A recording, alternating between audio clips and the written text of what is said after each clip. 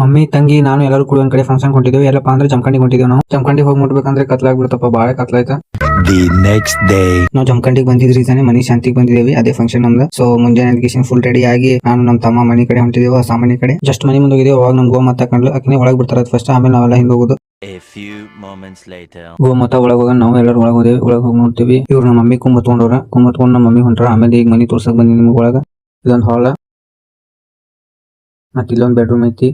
ಆಮೇಲೆ ಬೆಡ್ರೂಮ್ ನಾಗ ಒಂದ್ ಸ್ವಲ್ಪ ತಿರ್ಗಾಡ್ ಹೊರಗೆ ಬರೋಣ. ಒಂದು ದೇವ್ರ ಜಗದಿ ಸಿಗ್ತದೆ. ಆಮೇಲೆ ಕಿಚನ್ ಬಂದೇವಿ. ಕಿಚನ್ ತೋರಿಸಿ ಕಿಚನ್ ನೋಡ್ಕೊಂಡು, ಸೊ ಇದು ಒಂದು ಬೆಡ್ರೂಮ್, ಇದು ಒಂದು ಬೆಡ್ರೂಮ್. ಸೊ ಟೋಟಲ್ 3 ಬೆಡ್ರೂಮ್ ಅದಾವು, ಒಂದ್ ಕಿಚನ್, ಒಂದ್ ಹಾಲ್. ಮನೆಯದು ನೋಡ್ಕೇಸಿಂದ ಹೊರಗೆ ಬಂದ್ ತಣ್ಣ ಗಾಳಿಗೆ ನಾನು ನಮ್ಮ ಅಮ್ಮನ ಮಕ್ಕಳು ಎಲ್ಲ ಕೂತಿದ್ದೇವೆ. ಅಷ್ಟೊತ್ತಿಗೆ ಸುಸ್ತಾಗಿತ್ತು. ಸುಸ್ತಾಗ ಊಟನೂ ರೆಡಿ ಆಗಿತ್ತು. ಊಟ ಗಿಟ ಮಾಡ್ಕೇಸಿಂದ A few moments later.